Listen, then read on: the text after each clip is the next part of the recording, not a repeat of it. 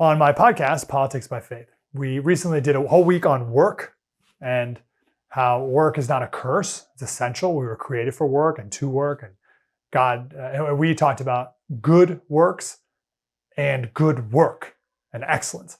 And we did a little bit on the word sloth. People think of the word sloth meaning, it means laziness, like you're sleeping in late, being lazy or sloth. But sloth, there's much more to sloth than that. Like sloth is one of the 7 deadly sins. It's got to be more than sleeping in late.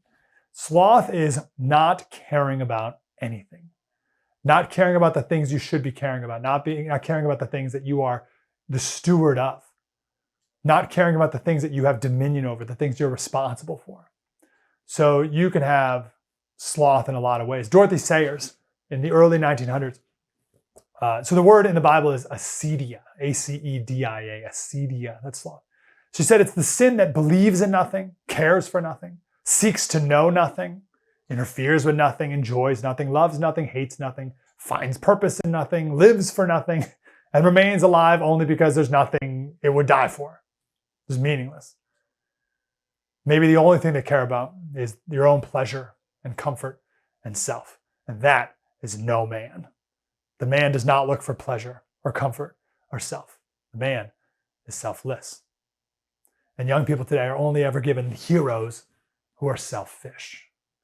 In reality, the truly masculine male, as John Eldridge put it, deep in his heart, every man longs for a battle to fight, an adventure to live, and a beauty to rescue.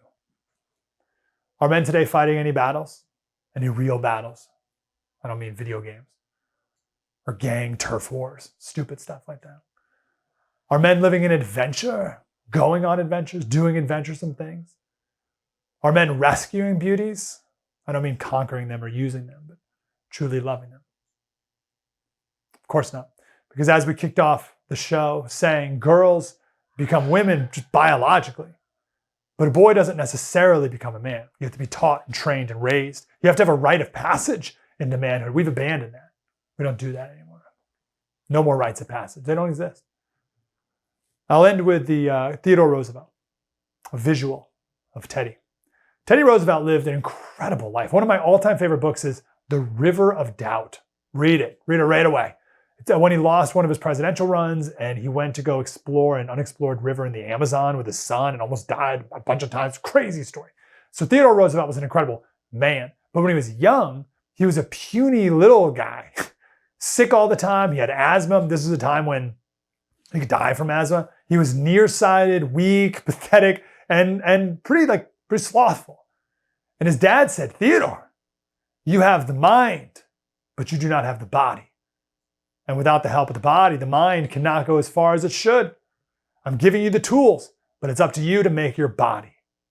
And Roosevelt, from that point forward, lived what he called the strenuous life. The idea of living life with vigor and conviction, not just physically, but in every way, intellectually and morally as well. We're told today that masculinity is evil, it's toxic. The opposite is true. The only way we can save America, the only way is to bring back masculinity and tell the right stories again, tell good stories.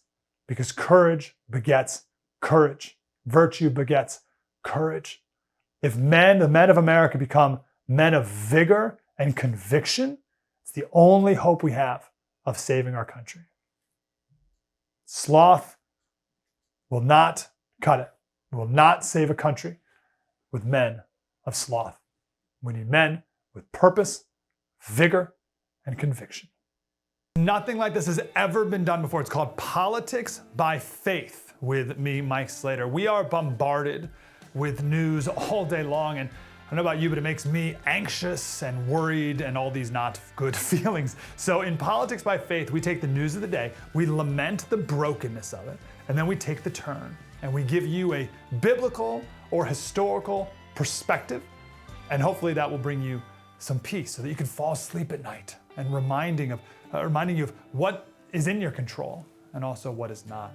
Hopefully this will change our perspective of how we look at the stories of the day. Politics by Faith, it's available now everywhere you download podcasts. Politics by Faith with Mike Slater.